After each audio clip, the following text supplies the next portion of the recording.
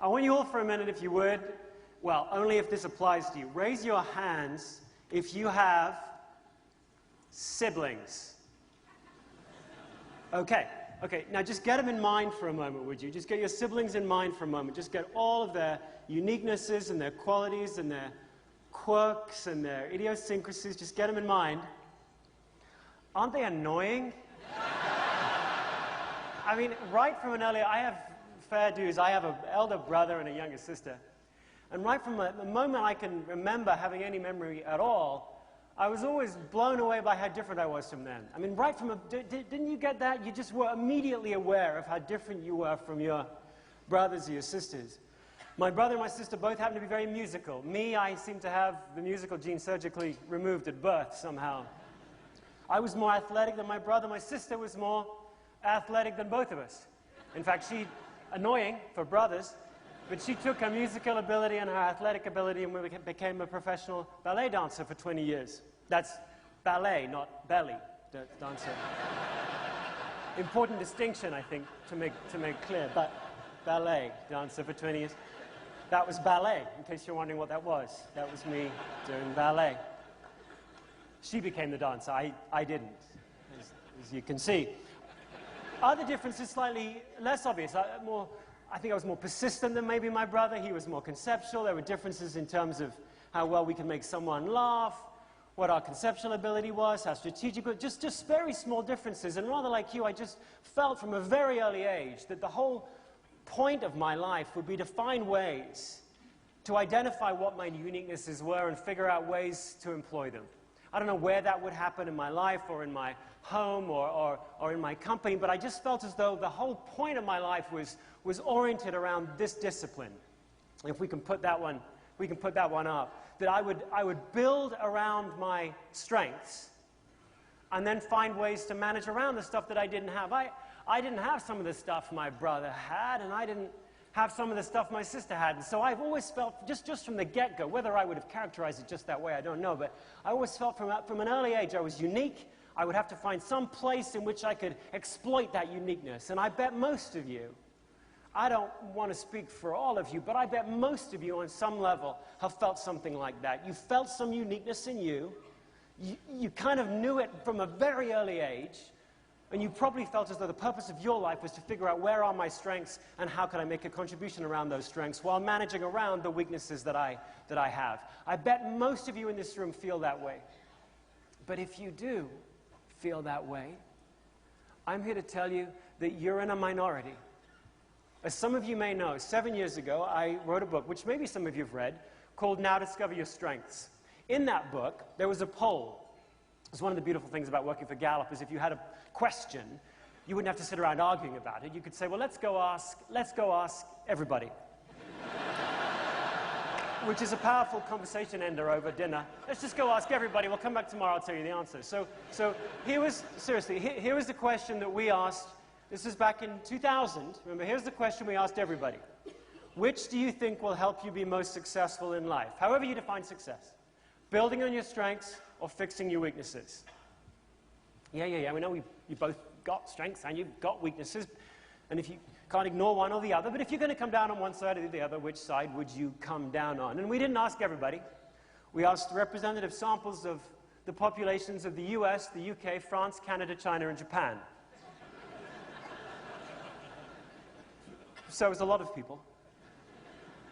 If right now you're thinking that the whole focus of your life from the time you were very young has been to identify your strengths and contribute them, if you're thinking that, if you're sitting there right now thinking that, you'd been a minority in every single country Gallup studied. Turns out the United States is the most strengths-focused nation in the world. This is back in 2000. Back in 2000, this was the percentage of people, the blue bar was the percentage of people who said, fixing my weaknesses, and the gold bar, people who said building on my strengths. 41% of people in America in 2000 said leverage my strengths.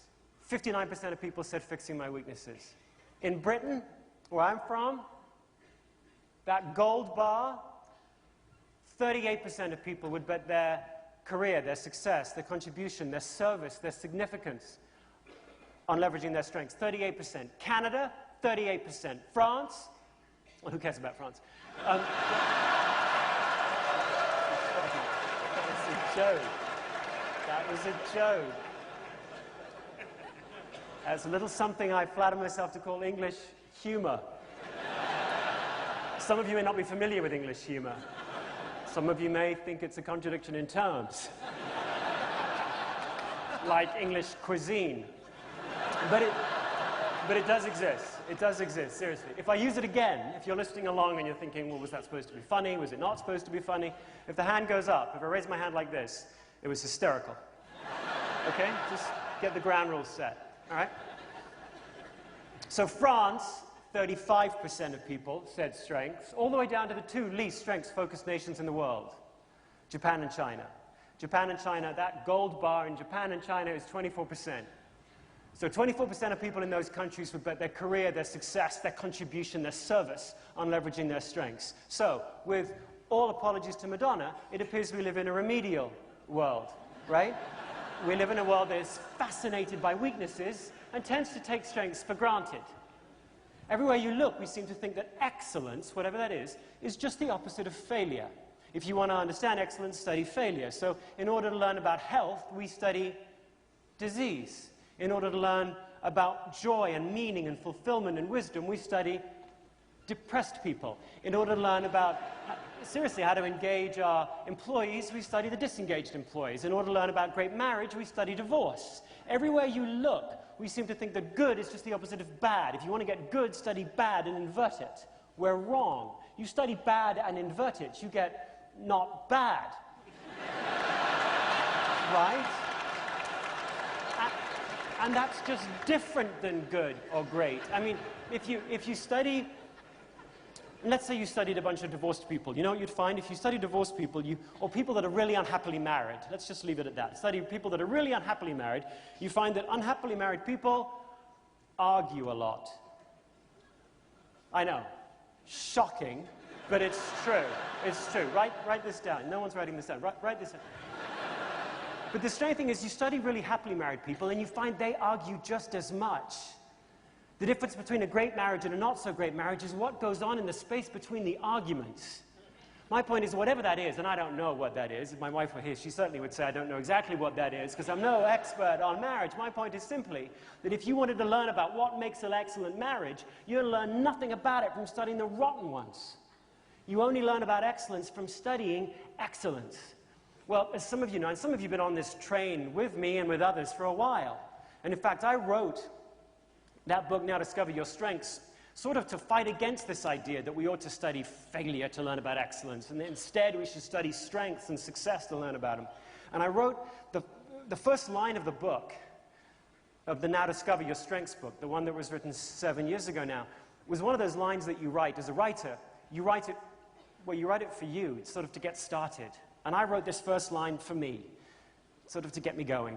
I thought it would get cut out, but it wasn't cut out. It's still there. The first line of the book was, we wrote this book to start a strengths revolution. Well, you know, it's been 7 years now since that book came out. And all kinds of changes have occurred. You've probably seen some of those changes. Positive psychology. Who's familiar with positive psychology? Some of you maybe. A whole new movement in psychology. Martin Seligman began it. He was the past president of the American Psychological Association. He famously said, psychology's got it all wrong. We've got 40,000 studies on depression and less than 400 on joy. It's not that we shouldn't study depression, it's just that we ought to learn about joy and we ought to study it. A whole new movement in psychology has begun called positive psychology. And to know how powerful it is today, know this: the most popular elective class of any class on any subject at Harvard is an introduction to positive psychology. The United Nations used to characterize nations according to their vulnerabilities. Today it's changed so that today the United Nations characterizes countries according to their strengths. If your child happens to break the law in this country, they'll now be given a strengths assessment for juvenile justice, where they'll be asked strengths-based questions like, have you made any good changes in the past? If you made any changes today, who'd be the first person to notice those changes? You look around the world, you see all kinds of signs of change. If your family's in trouble and you go to family therapy in Australia or New Zealand, they'll take a strengths-based approach to helping you fix your family by figuring out, well, let's just start with what strengths do you have as a family? all the way around. I mean, if you Google the word strength space back in 2000, you know how many hits you got? If you Google it back in 2000, you got none. You know why? Google didn't exist back then.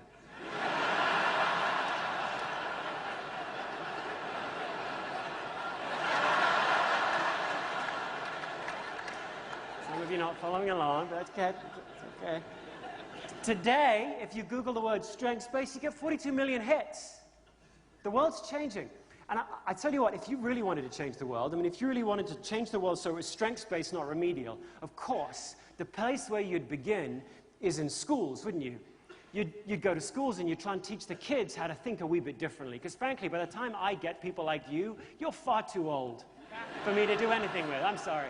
We want to start early, don't we, with kids going, what are my strengths? I mean, I was probably 6 or 7 when I first felt, you know, I've got something to bring. Can I name it? Can I talk about it? Can I apply it? I was young. Let's start early with kids. And the funny thing is, if you charge around the country looking for a strengths-based curriculum, a strengths-based school, you know what you find? You find tons of great teachers and tons of great students, and you find no strengths-based schools.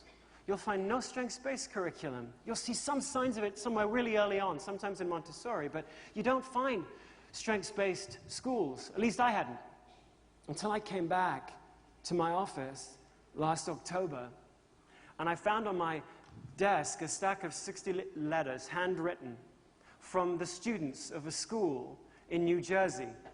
And they'd seen a film series that I'd done with the folks who did the Numa films called Trombone Player Wanted. And it's a 6-part film series, and they'd seen the first part of this 6-part film series. And I hadn't done it for school children, but somehow the headmistress had got a hold of it and played it to the girls of this school. And they'd watched it, and then they'd written to me saying, come here, come to Purnell, come to this school. We do things differently at this school. And it took a while to get everything worked out in terms of schedules, but I went up to Purnell in New Jersey and filmed a bunch of stuff. I wanted to show you a brief clip of what's going on in this school, if for no other reason than this. And this is how the headmistress described the school to me. She goes, in every single school in the country, in every single public school, there's a room where children go if they have trouble learning. There's a room where they go if they've got ADD or ADHD or dyslexia. There's a room they go. Our whole school is that room. This is a school for children who have struggled to succeed anywhere else. They've been told repeatedly that they have no strengths, nothing to offer. They have a big F on their back. And we found a way to help them discover that perhaps without being condescending and just being all about self-esteem, we found a way to help those girls look in the mirror and say, I do have something to contribute. Well, I was completely sold. She's a passionate person who's done some extraordinary things. Let's take a moment just to watch a 4-minute clip of what's going on in this one small school in New Jersey. Darren, can we go ahead and play that Purnell clip, please?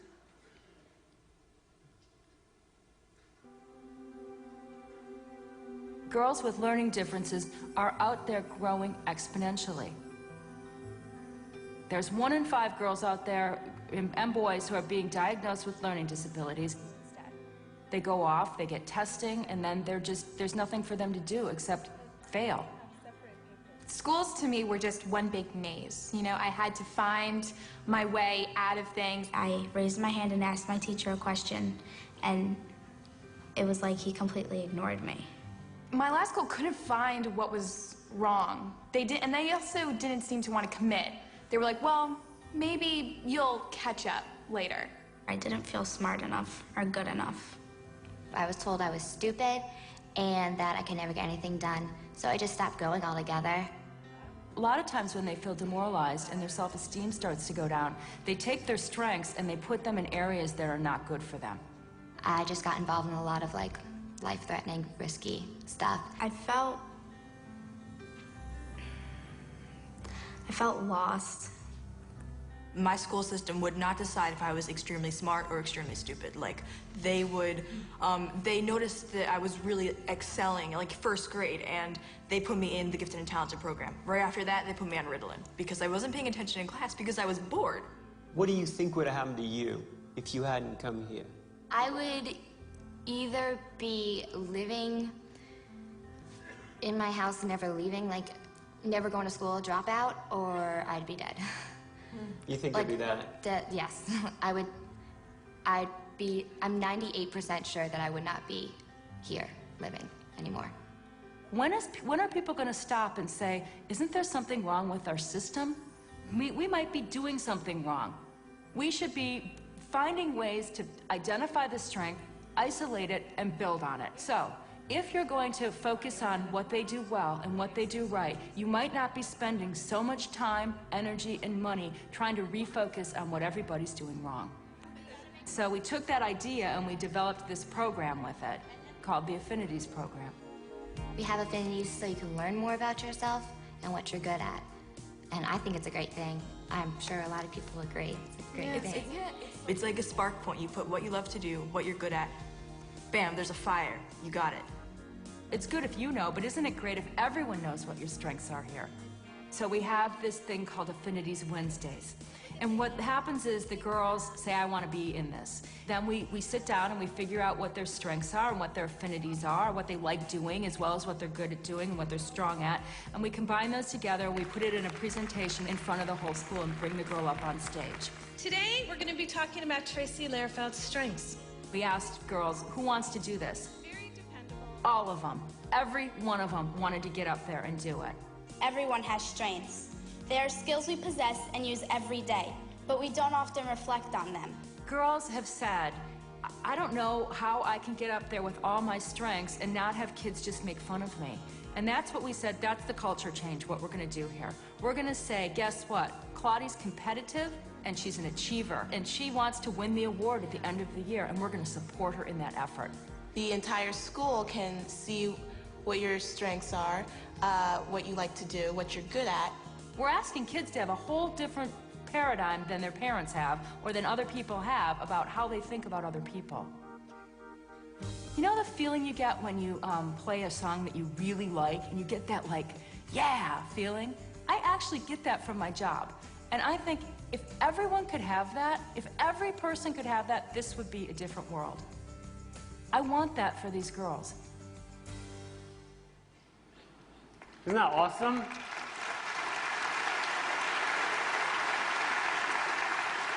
And as I said, this isn't some soft woman, gooey self-esteem curriculum. This is hard work. It's a 4-year curriculum designed to help these girls identify these strengths that they have and to use them. These girls now go on to Smith and to Vassar and to Harvard. Not that everyone should go on to a named college like that, but these girls have something to bring, and for years and years they've been told they were failures. So as I look around, I don't know about you, but as I look around, I see signs like at Purnell School. I see signs of change, that we're moving from a remedial world to a strengths-based world. And like you, maybe like you, I want to be accountable. I want to measure whether or not we're making a difference. So I've been repeatedly asking that same question again and again and again. Which do you think will help you be most successful?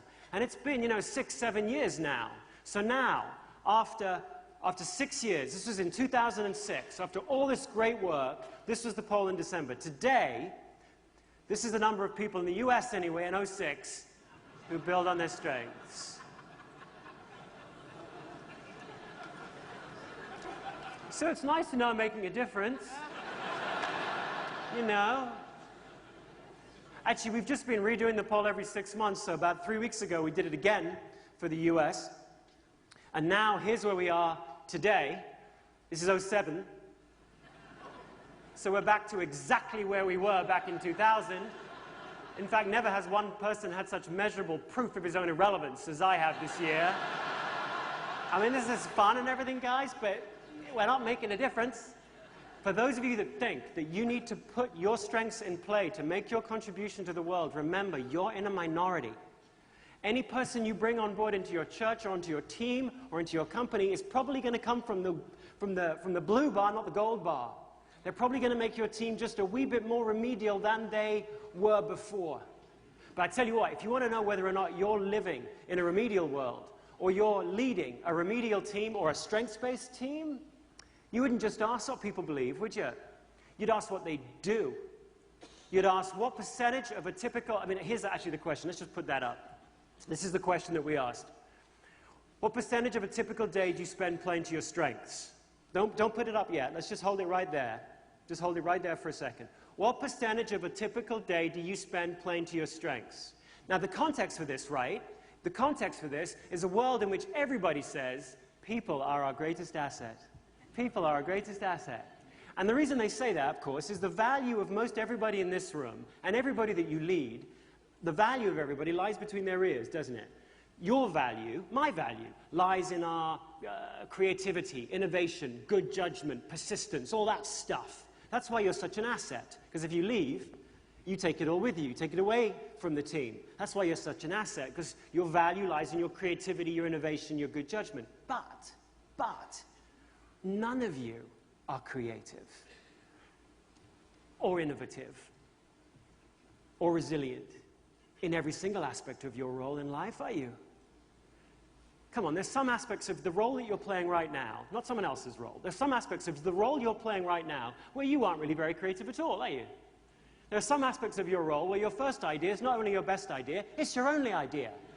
Now you keep talking, because that's what you do, but there's nothing there, really, is there?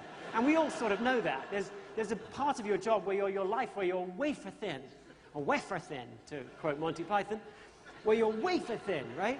And there's other parts, again, a little English reference, but there's other parts of your whole life where you're incredibly creative and innovative, where it's one idea after another with you. Not every idea is a great idea, but there's a lot of them. And we look at you and we go, oh, wow, that's where we can rely on them the most. That's the play they should run. We know where that is with you. Let's call those something. Let's call those your strengths.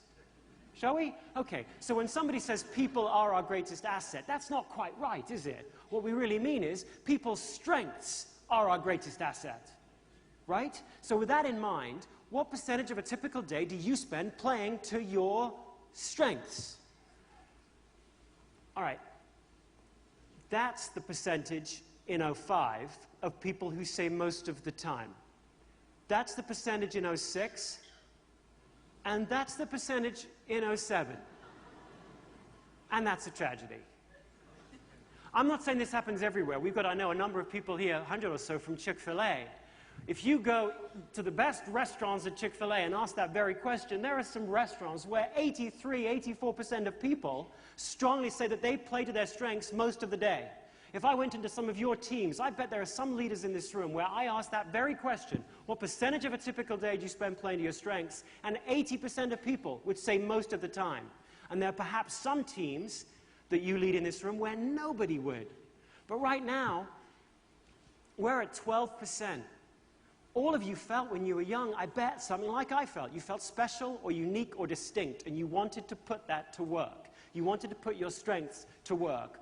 All these data suggest to me is right now most of us aren't. If you want to know what this whole strengths movement is all about, it's how on earth do we move that number? In a room of this size, it's like this lot over here. You lot, yes, well done, you lot. It's you lot who are put, yay, awesome work.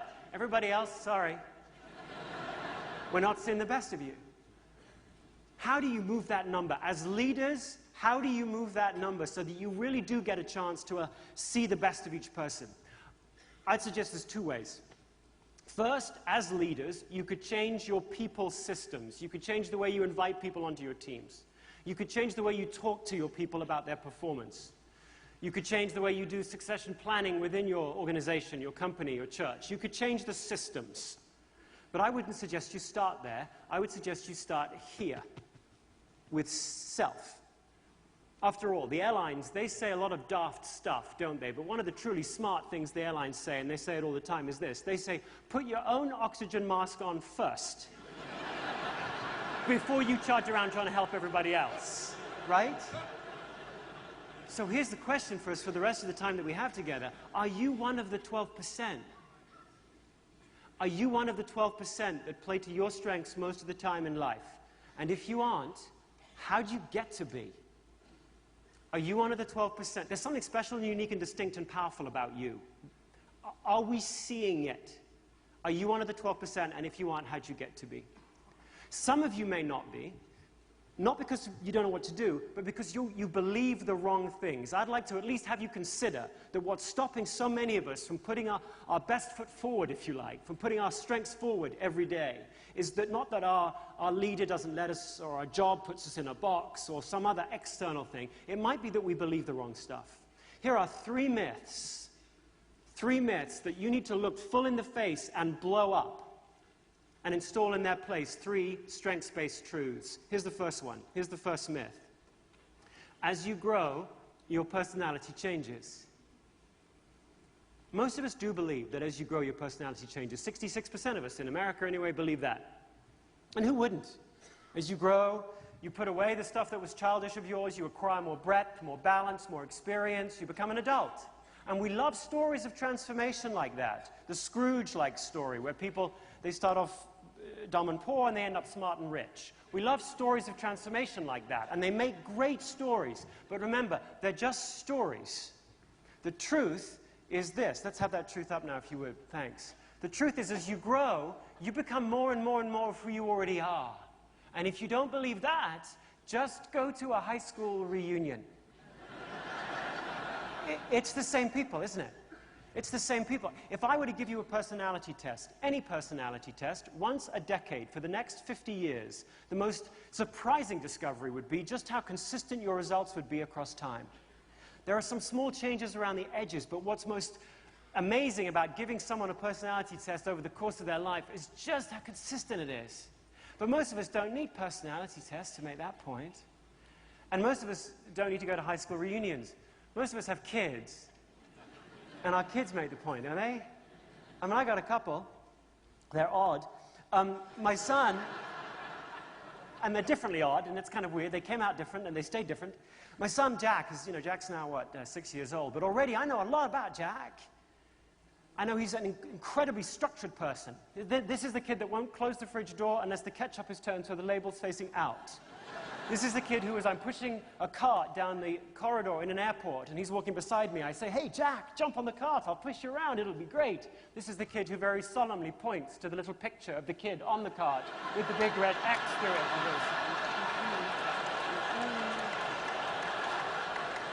Also, is deeply competitive. I mean, not in a way that every 6-year-old boy is sort of competitive. I mean in a way when he's seized by his competitiveness, he doesn't quite know what to do with himself. I mean, everything for him is about the score.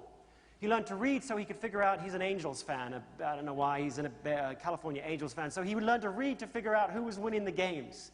I'm playing ping pong with him. The first game of ping pong I've ever played with him. I'm 1 minute into the first game of ping pong. And what does he ask? "What's the score? What's the score, Dad?" I'm like, "Well, there is no score, Jack. You have to be able to hit it back for there to be a score." Which I think goes in, but then 2 seconds later, it's like, "Well, what's the score now, Dad?" I'm like, "There's no score. No rally, no score." "You want a score, Jack?" 1-0 to me. 2-0 to me. 3-0 to me. Are you getting this, Jack? 4-0 to me. So...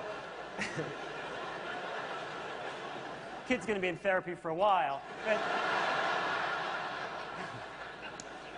But my point is that he's not going to grow out of that. The challenge for Jack is not how to replace that childish competitiveness with a more adult trait like collegiality. The challenge for Jack in life will be to channel that competitiveness productively, to find ways to channel it. And I hope as he grows up in life that he does. I hope he finds ways to put himself in situations where he can win. And I hope he stops crying when he loses. But I don't think he'll ever grow out of the craving. I don't expect he'll ever be a good loser. As a parent, I hope he's a gracious loser. I hope he has awesome manners. But I think he'll grow out to be one of those adults who says, "Hey, you show me a good loser, I'll show you a loser." And there are some of you in this room that are going, "Well, that's not very nice at all." And there's others of you going, "Yeah, Jack." Hey? And you know who you are. You know who you... If you've ever worked with someone like that, who's deeply competitive but covers it with a veneer of politeness, you can have a little fun with them. Have you ever noticed that as you walk down a corridor with them, they're always subliminally aware of being just a couple of centimeters ahead of you? Have you noticed that? Have a little fun. Gradually increase your pace. You can get them to break into a run. Seriously, just try it. Just try it. Here's the point. Jack's values will change. His dreams will change. His self-awareness will change. His maturity will change. His circumstances will change. But the core, the most dominant aspects of his personality will remain the same. And so will yours. And that's okay. The purpose of your life is not to grow into somebody else. It's to lead from where you are. From where you are. That doesn't mean you can't grow. But here we bump smack into the second myth. Here's the second myth. Let's have that one up, just the myth.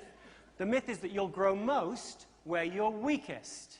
That's why we're so fixated on weaknesses, not because we're perverse. We focus on weaknesses because we think it's smart. We think we'll grow most there.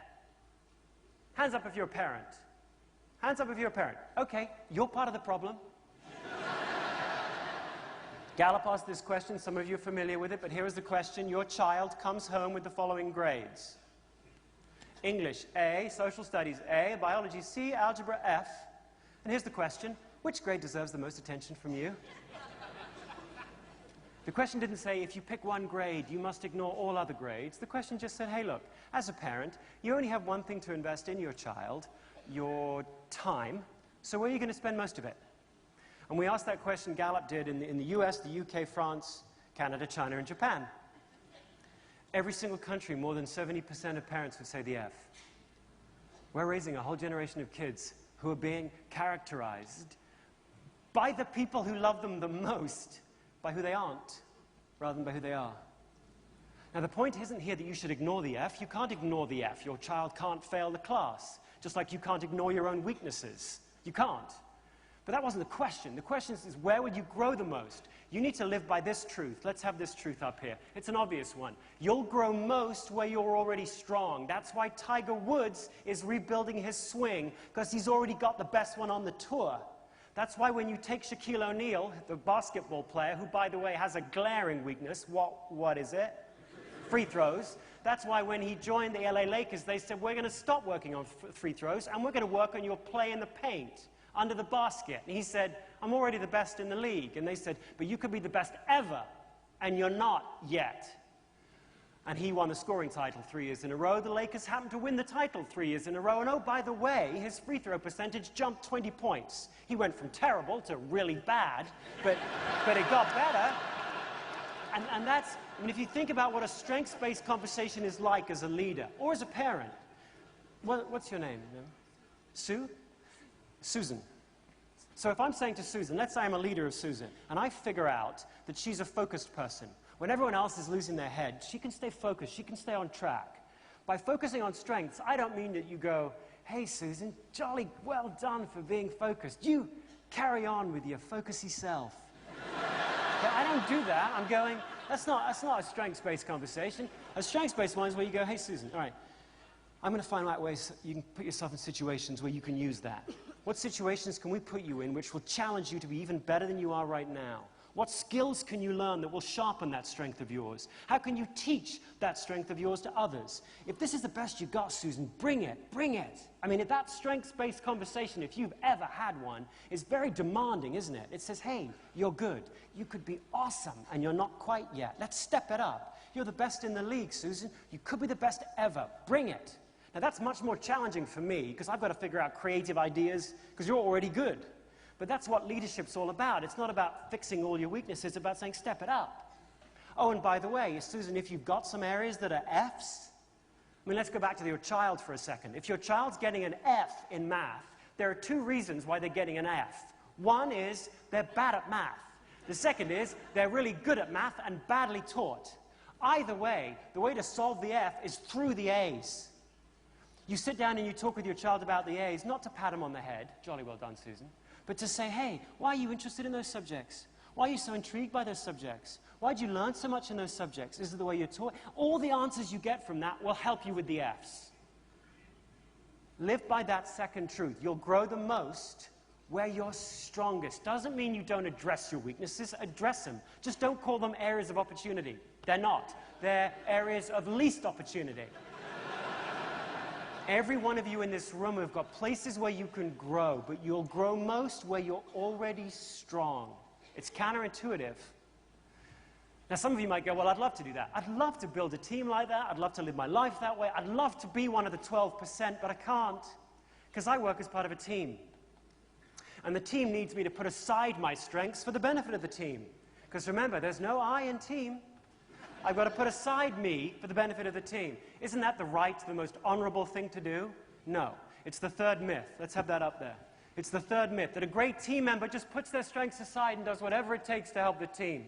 Because if you look at the best teams, they're not made up of a bunch of well-rounded people all blindly chipping in. They're all living by this truth. Let's have that third truth, if you would.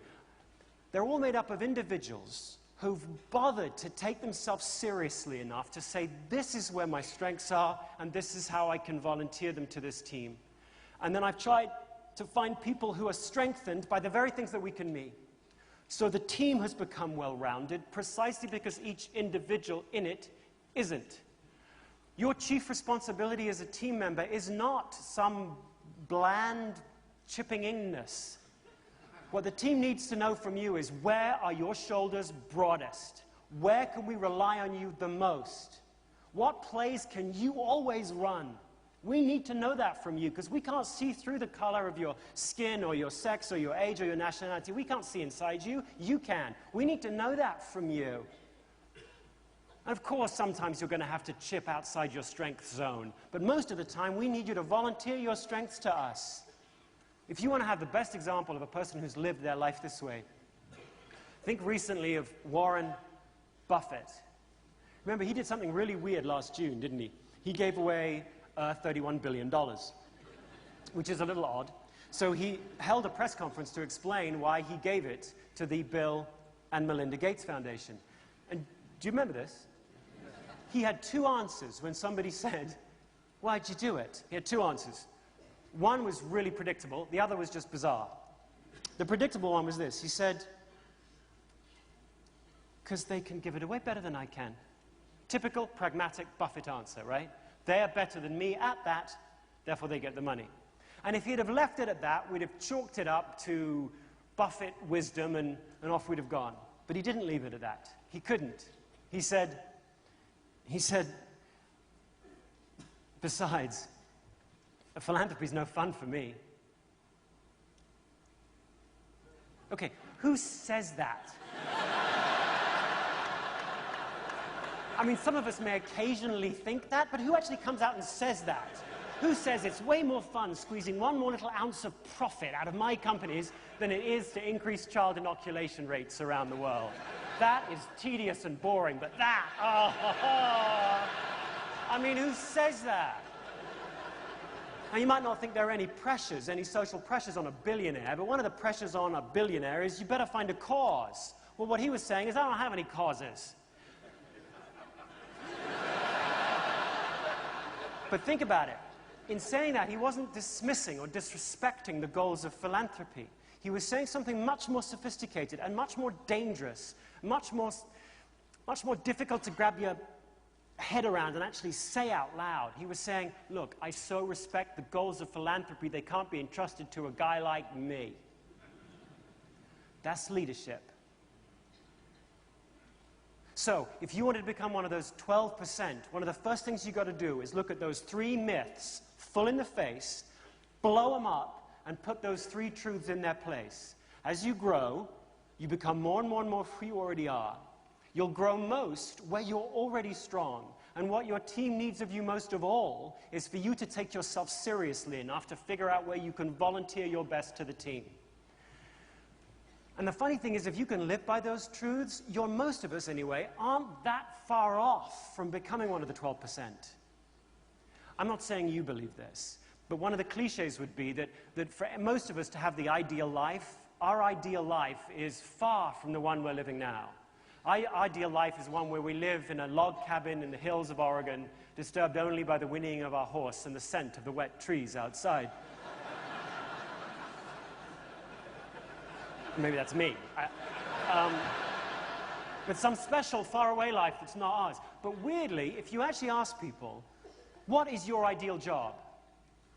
60% of people say either what I'm doing now or a specialized subset of what I'm doing now. If you ask people, how often do you feel an emotional high in your week? How often do you feel an emotional high? More than 50% of people say to me that happens to me at least once a week. If you ask people, how often do you get so focused on what you're doing you lose track of time and forget your troubles? 73% of people say that happens to me at least once a week.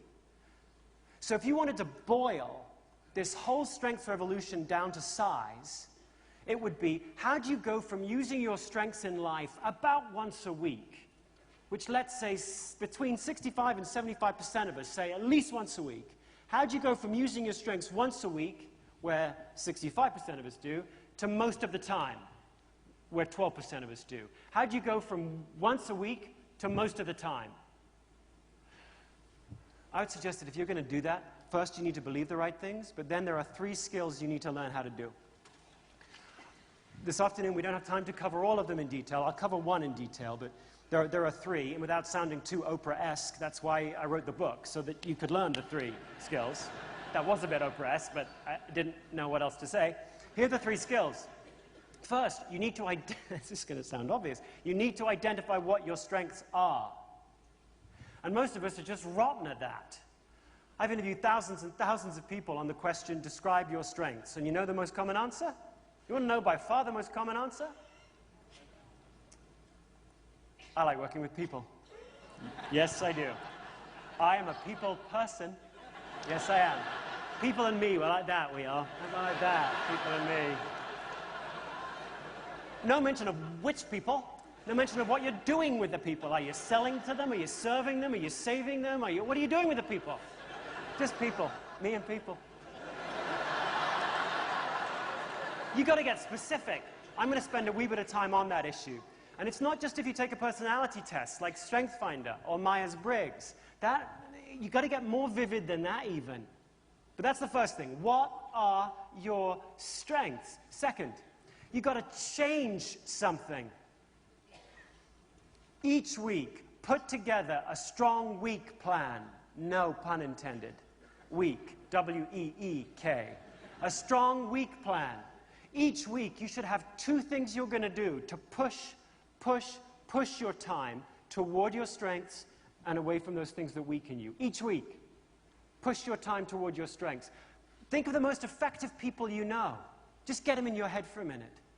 Don't they seem to spend a disproportionate amount of time doing things that invigorate them?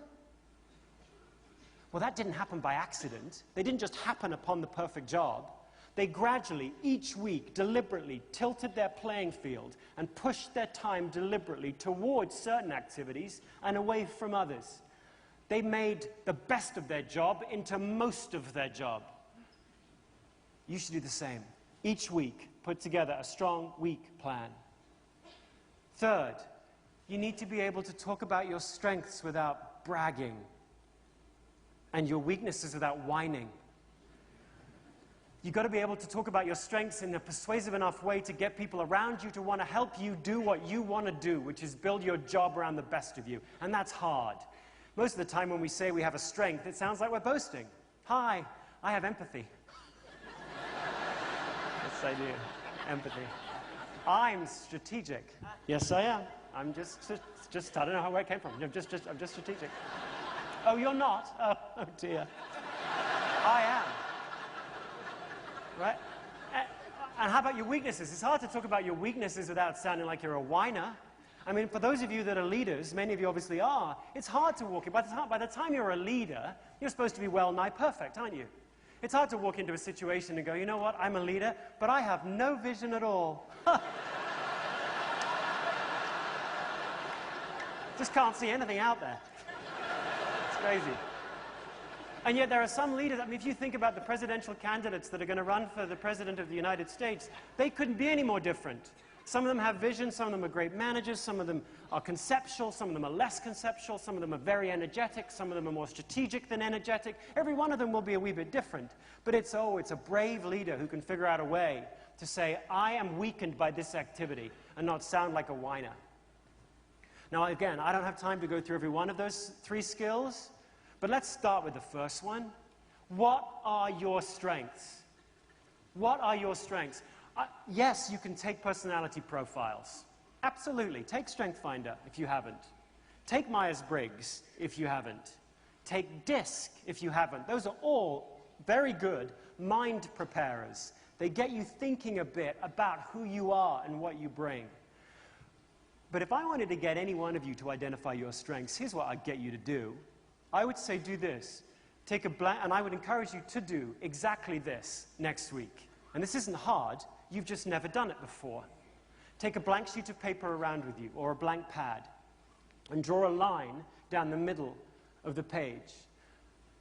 And on the right-hand column, at the top of it, write, I loved it. And on the left-hand side, write, I loathed it. Right? And then take it around with you for a whole week. And any time you find yourself doing something that invigorates you, scribble it down. Don't wait until the end of the day. Don't wait until the end of the week and try and recreate it. As you're doing it, scribble it down. And as you're thinking about which activities invigorate you and which don't, look for these 4 very simple and clear signs of a strength. 4 simple signs of a strength. Here's what they are, and they follow the acronym SIGN, which is convenient. The S stands for success. So I would say to you next week, any activity that you feel effective at, scribble it down. As you're doing it, if as you're doing it, you feel like you have what's called self-efficacy, you feel effective, regardless of whether anyone else tells you you're good, any activity where you feel successful, scribble it down. What were you doing? But that's not the only sign of a strength, is it? Why? Because there are some things you're quite successful at that if you never had to do them again, it would be too soon. Isn't that weird? Isn't that weird? You're really good at some things you hate doing. And the annoying thing is people keep asking you to do it because you're good at it. It's a strange curse, isn't it? I once interviewed this chap who was a wonderful swimmer. At the age of 6, he had the most beautiful crawl stroke, freestyle stroke. And so this lifeguard who saw him swim said to his mom, hey, you've got to put him in swim school. He's just got the most natural swimming stroke I've ever seen. And he went off and he was put in swim camp, and he became really, really good at swimming. I mean, awesomely good, so that he won meet after meet after meet. In the state of California, he's got record after record. But at the age of 17, he realized that he was getting, before every meet, every swim meet, debilitating migraines. He was blessed with the wonderful ability to swim and cursed with no appetite for it. Well, you'll have something like that, won't you? You'll have a bunch of things. You're good at them. You can do them. You just wish you didn't. A strength isn't what you're good at, is it? Because what would you call those things that you're good at that you don't want to do? There must be more to a strength than just success. There are. There are 3 other signs. Here's the first one. Instinct. The I stands for instinct. Any activity next week that you find yourself looking forward to doing, write it down. You're not looking forward to everything next week, are you? But there are some very specific things in the week next week that even as you're listening to me now, you're thinking about it. You're kind of, So if you find yourself looking forward to an activity in a week, scribble it down. The G stands for growth. Some activities next week, as you're doing them, time will seem to speed up and whip by, and you'll look up and whole hours will have gone by. If you're using your strength, it's like your synapses are firing and your whole brain is growing. It's like your whole brain is just growing while you're doing them. Flip that around. There'll be some activities next week where as you're doing them, you won't be able to concentrate at all. Time will seem to slow down to a crawl. If you can't concentrate on an activity, it's a pretty good sign that it's not a strength. The N stands for needs. When you're done with some activities next week, it's like you were put here to do that thing. You may be tired, but you're not drained. You're the opposite of drained. There are some activities next week that will leave you feeling like that, whatever that word is. That word. It'll be like it fulfilled a need of yours. Scribble that down.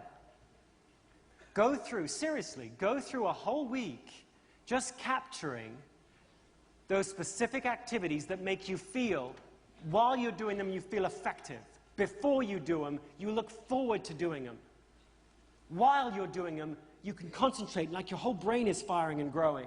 And when you're done with them, it's like you've fulfilled a need of yours.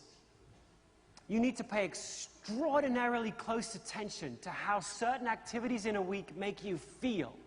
Because how they make you feel will drive how good you get at them. Do you follow me? In the language of sign, let's just put sign back up again real quick. In the language of sign, the I, the G, and the N drive the S. Your appetites drive your abilities. Now, some of you may be thinking, well, wait a minute. There are some activities in my week that I look forward to doing. I've got an instinct for them. There's a lot of G, growth. When I'm doing them, time whips by. When I'm done with them, I feel good. Lots of I, lots of G, lots of N, no S. What do you call those? Lots of appetite, no ability. What do you call that? Well, we have a word for that. We have a word for activities where you have a lot of appetite and no ability. We call those hobbies. And that's why they stay hobbies, because no one's relying on you to do them. But it's weird. Back in the real world, the world of other people's expectations of you, back in the world of your role, your responsibilities in your family or your company or your organization or your church, it's weird how quickly we dismiss that as a luxury. Very few of us in our real world maintain a strong appetite for activities we're manifestly bad at. Now, sometimes you'll see people yearning for a job that brings with it prestige and title. But when you actually drill down into the activities of that job, most of us don't misdiagnose what we're drawn to. I mean, somebody that on your team might say to you, I want to be a leader, because it carries with it that kind of aura of specialness and prestige. But if you drill down and you go, all right, do you love being responsible for other people's problems? Do you love that? Do you love having your entire reputation in someone else's hands? Do you love that? Do you love being entirely responsible for what other people do when you're not there to tell them to do it? Do you love that? Because that's the job. It's like I used to do a lot of work with Merrill Lynch, and people would say, I would love to be a stockbroker. Oh, really? Do you love calling people up again and again, maybe 200 times a week, and asking them for money? And hearing 195 no's? Do you love that deep, consistent, personal rejection? Do you love that? Because that's the job. And you know what's weird? Some of you in this room do love that. Some of you love hearing no's. Some of you in this room are energized and invigorated by turning people around.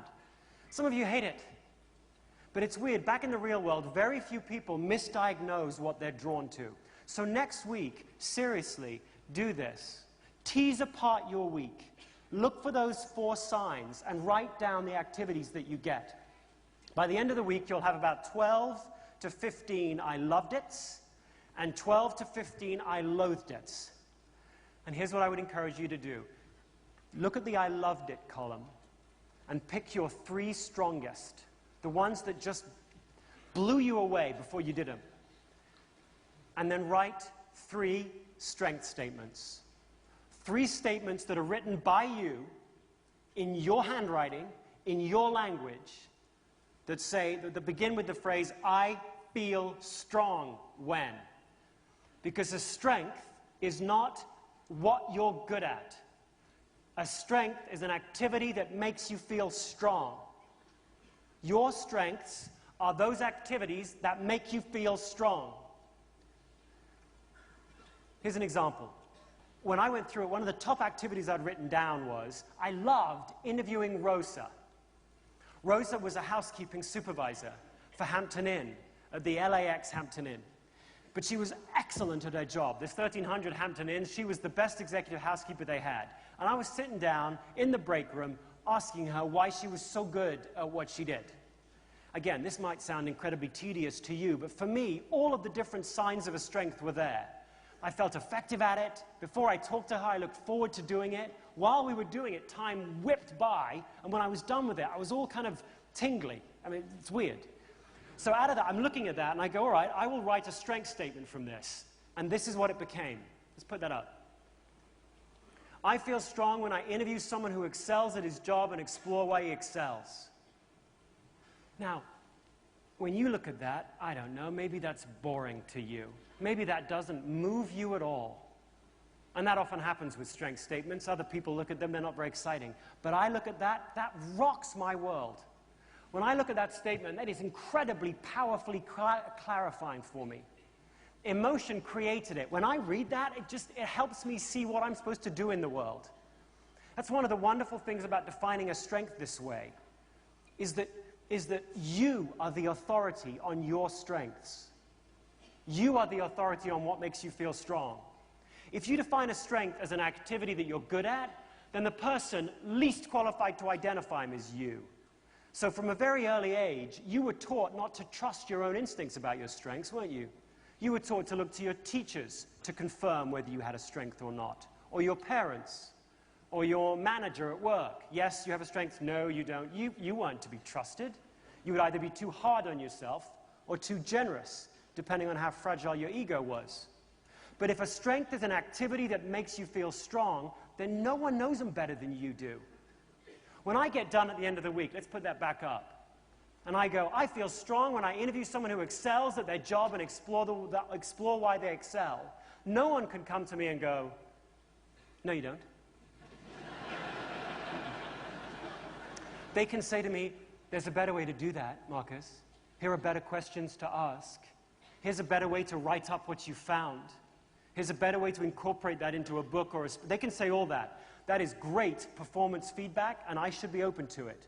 But what no one knows better than me is which activities I'm drawn to and which ones repel me, which intrigue me and which bore me, which I love and which I loathe. No one knows them better than me. And I knew them at 6, and so do you. So take a week and do this. And the power of yours, when you do them, when you have 3, the power of yours will be in their specificity. This doesn't say, I like interviewing people. You know why it doesn't say that? You know why it doesn't say, I feel strong when I interview people? You know why? Because I don't. I had a job when I worked for Gallup, which was all about interviewing people who were struggling leaders to try and help them be better leaders. Today, we would call that an executive coach role. I should have liked it. I was really good at it, and it bored me to tears. I wish it didn't. For no good reason that I can think of, I am not invigorated at all about interviewing people who are struggling to find out why they're struggling. I'm only intrigued by Rosa, and I'm just being fully candid about this. I'm only intrigued by Rosa because she's really good. But I would much more be excited about the idea of interviewing a fabulous executive housekeeper than a bad leader. For whatever reason, I'm intrigued by excellence. And I also don't want to interview Rosa about her political beliefs. I don't want to interview Rosa about her relationships. I want to, let's put that back up one more time. I want to interview someone who's good to explore why they're good. When you get done with this in your regular week of life, you should have 3 strength statements that are powerful, drawn from your own experience, and specific. And then the challenge for your life will be, as is the challenge for my life, how do I take that insight and make sure that every week I'm figuring out 2 ways to play to that strength a wee bit more this week than I did last week. Any week, guys, any week where I play to any aspect of that. It could be the setting up the right interview aspect. It could be preparing the questions aspect. It could be the actually doing the interview aspect. It could be the writing up my discoveries aspect. It could be the sharing of the discoveries aspect. But any week where I deliberately play to some aspect of that strength will be a powerful and productive week for me. And the same will apply to you. But the reason it's so important for you to own this is that no one knows this about me. When you write your 3 strength statements, no one will know that better than you. Your challenge will be to look at those 3 strength statements in the face and figure out how each week you can deliberately play to some aspect of those activities that strengthen you. If you can learn how to do that, when faced with a world, frankly, guys, that is ambivalent about you and your strengths. The world quite likes your strengths if it helps you get something done, but is kind of annoyed with your strengths if it leads you off in a different direction. The world is blind, really, to you and your strengths, in which case the only person who can take responsibility for putting your strengths to work is you. And it starts with you having some kind of strength statement that is powerful, vivid, true, and drawn from your own experience. If you can do that, then you can start gradually becoming one of the 12%. I'm not saying it's going to be easy. There'll be times when you'll go back, you'll use your strengths, and then because you're using your strengths, you'll be successful, and somebody will give you another opportunity. Door after door will open for you, some of which will allow you to play to your strengths. Many won't. And you'll have to stay clear-headed enough to figure out which doors to march through and which doors to slam shut. So it won't always be easy, and it won't be without risk. There'll be risks on this strengths journey of yours. Risk that one day you'll go back, you'll use all your strengths, and you won't be successful. Like Jack, my son, will take all of his competitiveness, go all out, and not win. That's hard, isn't it? Because you got no excuse. You went for it, you still didn't get it done. That's a bitter pill to swallow. Or there's the risk that you'll go back with your team and share your strengths, and they won't get what you're talking about. They'll think you're trying to brag that you're good at this job, or you're trying to hand all the rotten jobs off to somebody else. The new guy, here, take this. There's risk, but there's a lovely line on risk from Anais Nin, and I thought I would end with it. She wrote this. She said, and the day came when the risk it took to remain tight in the bud became greater than the risk it took to blossom. And the day came when the risk it took to remain all tight in the bud became greater than the risk it took to blossom. Well, today should be that day for you. Because yes, there are risks to blossoming. There are risks to betting your service, your contribution, your significance on your strengths. But I would argue that for you, from this day forward, the risks of not doing so are far greater. Because here's what I believe. I believe that everybody in this room, everyone watching, has strengths. No one is strengthless. You aren't. Those girls at Purnell, no one is strengthless. Everyone has some activities that make them feel strong. Second, I believe that no one's got quite the same configuration of strengths and weaknesses as you do. The least interesting thing about me is that I'm a 41-year-old man from England. All the really interesting uniquenesses of me lie beneath the surface of my race, or my sex, or my age, or my nationality. All the really intriguing uniquenesses lie beneath the surface. And I believe the same is true of you. Third, I believe that you'll make your greatest contribution in life to those you're seeking to serve and those you're seeking to lead when you, by yourself, figure out how to contribute your strengths most of the time. And last, I believe that everyone will win when you do. You'll win. Your team will win, your family will win, your community will win, your church will win, your company will win, the country will win. Everyone will win when you take that responsibility. That's what I believe. But it doesn't matter what I believe.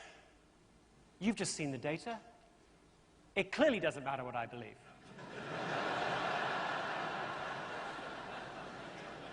In the end, it matters only what you believe. Now, I don't know what you thought you were going to get out of this last time that we've got this afternoon. I don't know what your expectations were. But I would leave you with this. Let tomorrow be a different day than it was today. Let tomorrow be a slightly stronger day than it was today. By which I simply mean, let tomorrow begin with you looking in the mirror and saying to yourself, what are my strengths and how can I volunteer them today? And then let every day thereafter start the same way. Because then and only then will we get to see the best of you. Then and only then will you really be able to lead from here. Thanks for inviting me.